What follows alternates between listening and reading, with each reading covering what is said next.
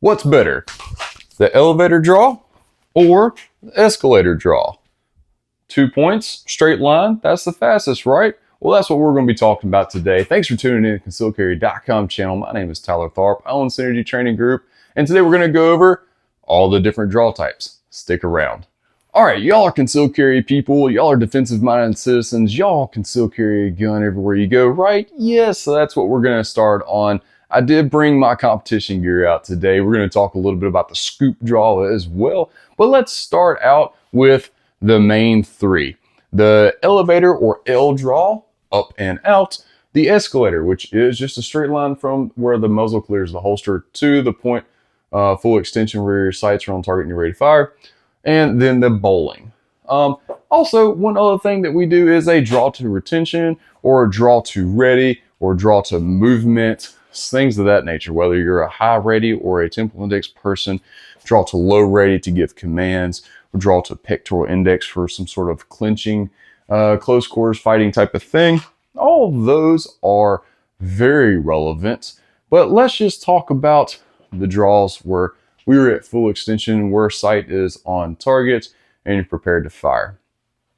First up, where I started out in life, the L draw, the L, like an L shape. Like I think of a square, a framing square or a speed square.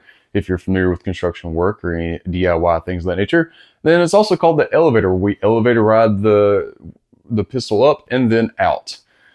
This is where I started. This is pretty much what I still do today. It's a little more of a bring the gun up to my line of sight, my proof of verification of where the gun is in space, and then out.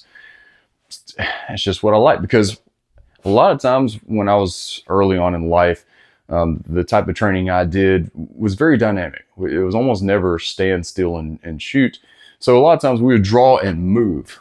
So I got into a habit of drawing the gun up to about here and then moving where I needed to go. So it just kind of bled over. The person I trained under for the longest time, I studied under him.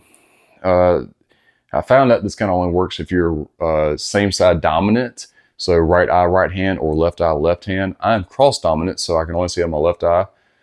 And then I'm right-handed, so it doesn't really work for me. But if you do, he likes teaching people to bring the gun up to about here where you can see the sights, something about like that, and then out. So you can actually track the sight all the way out. Now again, this is 10 plus years ago, before red dots were really a big thing.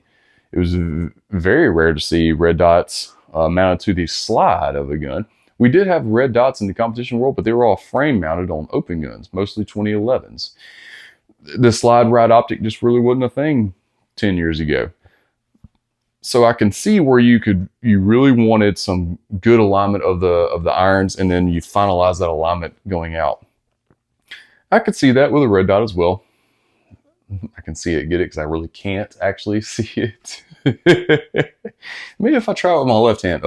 Oh yeah, that does work. And then out. Huh. Well, maybe I'll need to start shooting left-handed. Anyway, all right, so the elevator draw, the L draw, that is a thing. That's what I've grown to be the most comfortable with, because I've done it for so long and I've gotten pretty dang fast with it. Next up is the escalator draw. Remember, the shortest point between, or the shortest distance between 2 points is a straight line, right? But is it always the fastest? It is not. Let's go back to a physics experiment that was made popular not long ago, I don't think. Think of 3 ball bearings. The first one is on a straight track downward like this, start point, end point. The next one, it starts the same spot, ends the same spot, but instead of going a straight line, it does a little bit of a curve, a little bit of a downward curve and then across. And then the last one, there's 3. It goes straight down and then curves just a little and then straight across. So down and across. Which of the 3 do you think were the fastest? You would think, because it's in a straight line, the top one would be. In fact, it was not. It was actually the one in the middle that went down at a gradient and then across. Gravity helped build momentum and it carried it through. Now, are we ball bearings on a little guided track thing with gravity helping us? No, in fact, gravity is actually working against us. But all I'm trying to prove is that the fastest movement isn't always a straight line. It can be. You can absolutely be really fast with a straight line coming from the holster out. But you can be just as fast with just that L draw. Oh, missed that one up. Ran my pinky finger into the holster, or the social finger. Something like that right there. I mean, that's still a little bit of an L draw, and it's fast. I mean, how fast do you really want to go? I've done 0.75 draws from concealment both ways, just slinging it out there and then up and out. My fast twitch muscles typically like to do this right here, which supports that L draw. Some people are different, man. We're not all built the same. All right, moving on. The last but not least is the bowling draw. I can only speculate why this really exists. So bear with me. This is going to be a little bit of just a guesswork, critical thinking type of thing. With a bowling draw is where you draw the gun and it's kind of goes outward. You build your grip and then up. So like this right here. I see that sometimes in the competition world for some reason. And I think I'll have to ask the next person I see do it, next high level person I see do it. I think it's just because they want to make sure that they have their full extension and grip built and they know where the sight is and they just bring it up. Like, it's not hard. I don't lose the dot or anything. It's right there every single time. That's not an issue. It is consistent, but it is, to me, it's kind of odd. Like, I'm presenting out to the ground and then coming up. What I think this may have came from is where people would draw to the low rate to give commands. Get down, get down, get down, show me your hands, blah, blah, blah, type of thing right there. And then if they needed to, they could come up and get on target. And they just some reason that blended over to the whole draw process, the whole presentation of the gun, if you will. That's my speculation. If you know more information on that, please type it down below. I'd like to know where the true origin of that came from. I know the origin of this, we wanted to get the sights up to some sort of visual verification and then out. This, I think, was just people trying to nuance it and say, oh, it's faster just in a straight line type of thing. But I really don't know on this one. You see this word up here, the scoop. The scoop draw really only works outside, and it's just the beginning of how we grab the gun. This, like, you're scooping upward. I'll get out my competition rig here in just a minute, and I'll be a little bit more specific on it and exemplify it. But you can't really do that with inside the waistband because you can't get your hand underneath the gun until it's about here-ish. You really have to slap or grab or jump it out of the holster or things of that nature. I don't like throwing my thumb behind the gun. I just don't have enough real estate there. I like putting the thumb over across the back like that, and then through the presentation, the thumb flips over into place. That's my preference. I know people that are really good at putting the thumb behind the gun. And then inside the waistband, that ain't me. I like the thumb over the top. Plus, if I have to draw the gun and stab it into some thing that needed to be shot, I can still get at least one round off. That's, of course, preference. Some people say you need to do this, but on the other hand, maybe locked or doing something weird. Who knows? I like options. I'm a big buffet fan. There's my preferred piece. That's all. That's all that is. All right, so you can't really scoop draw. So let me swap over to my competition stuff, and then we'll talk about the scoop. Stand by. And we're back. Let's talk about the scoop draw. I don't know who made this super popular, started. I feel like I know who made it popular. That's Isaac Lockwood a couple years ago at Nationals when he won the Bill Drill Challenge. But I don't know who started, because I remember it being a thing before Isaac did it. I don't know. Again, if you know that, drop it down in the comments. Love to find that out. But a couple years ago, Isaac Lockwood won the Bill Drill by just simply taking his hand, and instead of grabbing down like that, he just kind of pulled it up, never stopped, and presented the gun out. It looks just like this right here. And he got like a 125 or 1-3 Bill Drill or some crazy number like that. It was with a Gray Guns 320, if you care to know. And since then, man, people have been raging over.